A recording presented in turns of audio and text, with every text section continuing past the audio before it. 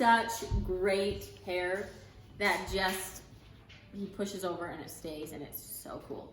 It's nice and thick. We're still going to do this middle mohawk section. So section like a 1/2 inch to 1 inch section right down the middle. Decide how much you want, then pull it straight up and cut. You really only want to cut the width from like your first knuckle to your fingertip.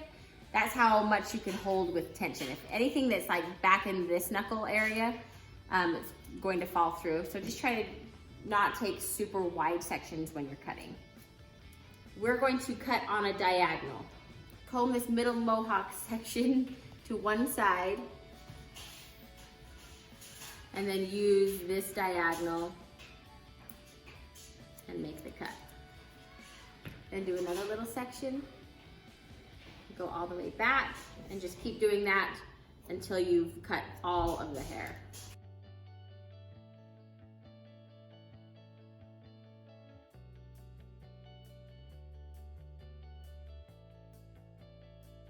So once you've done one side, then you comb over to the other side and keep with that same angle.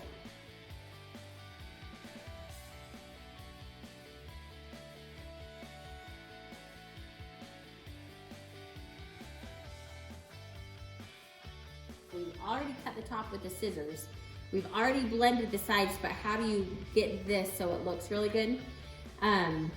You can either take little sections vertically like this. You don't want to cut it straight up because that'll take a lot of like the swooping over action. But you want to take, see how there's the side right there? You can just take a tiny bit of a diagonal cut and then go back and just cut a tiny bit off right there.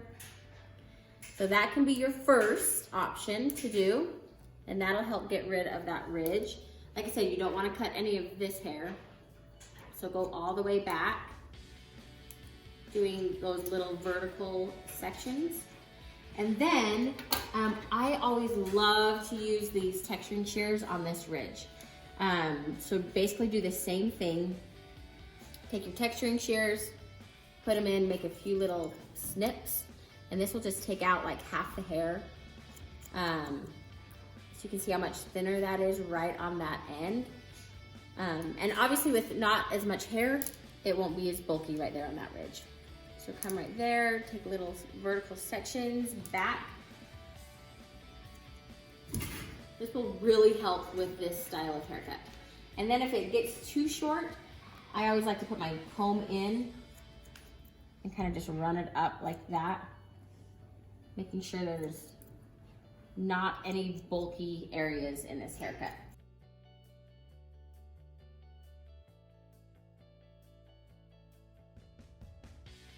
A good pair of texturing shears is so helpful in making sure there's no lines. And then if your little boy or big boy or future brother-in-law has really thick hair, I like to just run these texturing shears, do some diagonal cuts.